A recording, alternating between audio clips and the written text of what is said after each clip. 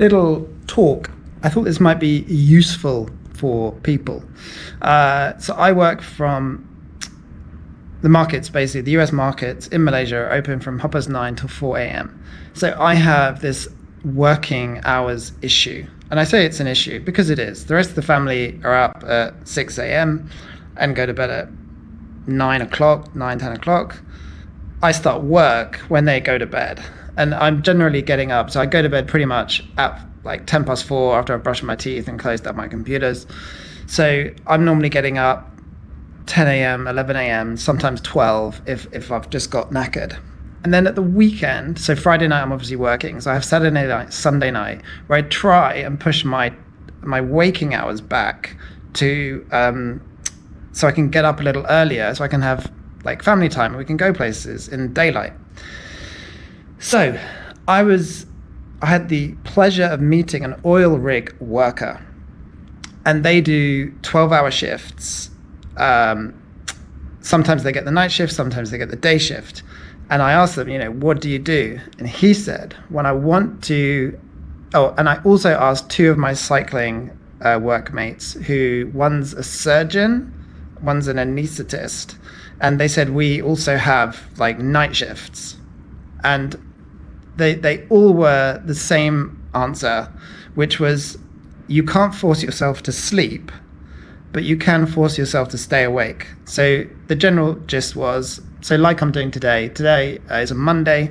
I got up at 8:45. I've got to now stay awake until 4 a.m. I'm not very good at napping, so I don't bother wasting my time.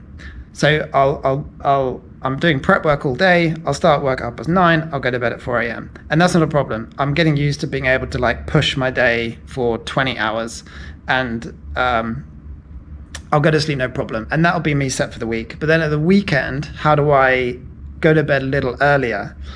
And so if I'm tired, they say the best thing you can do is take the melatonin sleep pill.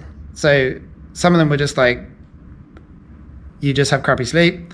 Another guy was like 100% melatonin based sleep pill, or the antihistamine sleep pill.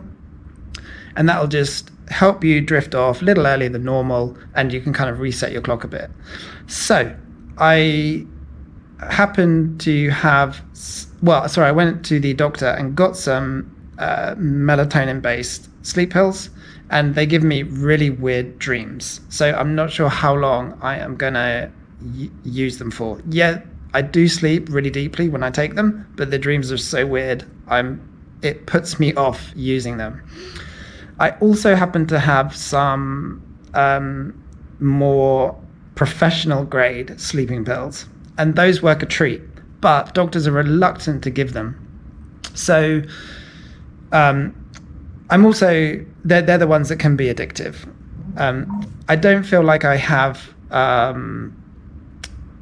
that problem, because during the week, absolutely no problem. I'm knackered at 4 a.m. I go to sleep, no problem. At the weekend, it literally is those 2 nights. I sometimes reach for the pill.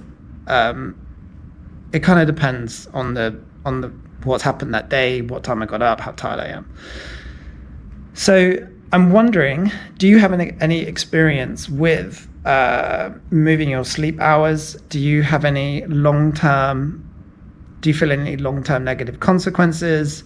My missus is like, just go to bed at 4 a.m. every day. But I just really don't want to. I want to, because at the weekend, come like midnight, I am knackered. And I don't want to force myself to stay up till 4 a.m. So I'm wondering, if you work night shifts and you've got some kind of protocol that gets you from one night shift to a day shift, I'd love to know what that is. Currently, I'm experimenting with the sleeping pills, both the highly addictive ones and the melatonin-based, antihistamine-based ones.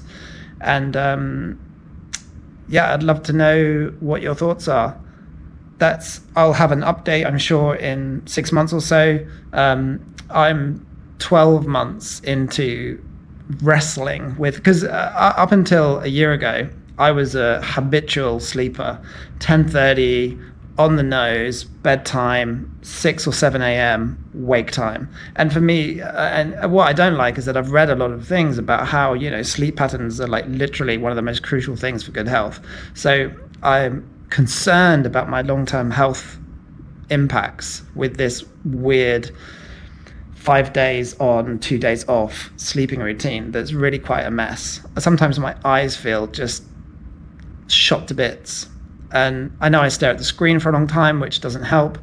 But this moving sleep pattern, I am concerned about the long-term effects, and obviously the long-term effects of taking pills once 52 times a year, because they do come with pills aren't clean, they've got a lot of other things in them to make them effective, which I'm hoping, I haven't actually looked at the ingredients, but heavy metals are a massive concern for me, and a lot of pills have heavy metals in.